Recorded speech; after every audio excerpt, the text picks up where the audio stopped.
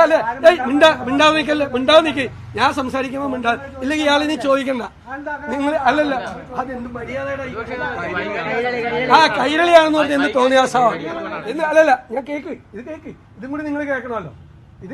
നിങ്ങൾ എത്ര കേസിലെ പ്രതികളായിട്ടുള്ള ആളുകൾ പാർട്ടി കോടതി തീരുമാനിച്ച് വേണമെങ്കിൽ നടപടി എടുക്കും. പാർട്ടിക്കകത്ത് പുറത്തല്ല CPM എത്ര പേരുണ്ട് ഈ ജില്ല? നിങ്ങൾ ആലപ്പുഴ ജില്ലയിൽ നിന്നല്ലേ സംസാരിക്കുന്നത്? ഈ ആലപ്പുഴ ജില്ലയിലുണ്ടല്ലോ പാർട്ടിക്ക് പരാതി കിട്ടിയ കേസുകൾ.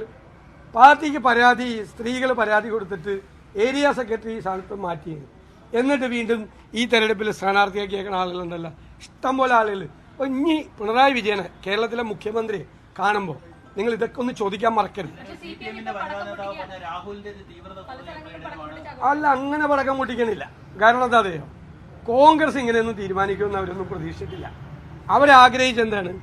അവരാഗ്രഹിച്ചത് ഞാൻ നിങ്ങളോട് പറയാമല്ലോ, അവരാഗ്രഹിച്ചത് ഇത് തെരഞ്ഞെടുപ്പ് അവസാനിക്കുന്നത് വരെ ഇത് എല്ലാ ദിവസവും ലൈവായിട്ട് നിർത്തുക.